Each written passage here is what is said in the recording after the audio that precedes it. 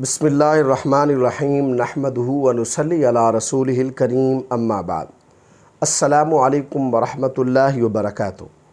آج ہم بات کریں گے کہ خواب کے اندر کدو دیکھنا کیسا ہے۔ علامہ ابن سیرین رحمۃ اللہ علیہ نے خواب میں کدو دیکھنے کی تقریباً 6 مختلف صورتیں بیان کی ہیں۔ ہر صورت کی الگ الگ تعبیر بیان کی ہے۔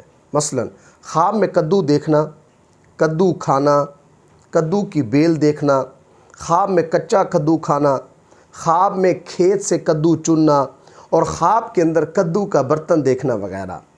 اگر آپ بھی ان صورتوں میں سے کسی صورت کی یا ان کے ساتھ ملتی جلتی کسی اور صورت کی تعبیر جاننا چاہتے ہیں تو اس ویڈیو کو آخر تک ضرور دیکھیں۔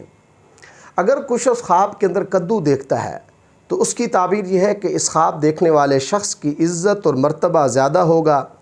یہ خواب دیکھنے والا شخص اگر بیمار ہے تو شفا پائے گا۔ یہ خواب دیکھنے والا شخص کسی نیک عورت سے فائدہ پائے گا، اس شخص کی مرادیں پوری ہوں گی۔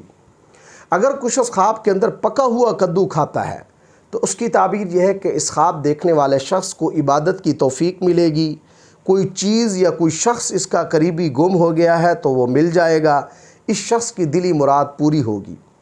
اگر کوئی شخص خواب کے اندر کدو کی بیل اکھاڑتا ہے تو اس کی تعبیر یہ ہے کہ اس خواب دیکھنے والے کو کسی مالدار عورت سے نفع ملے گا۔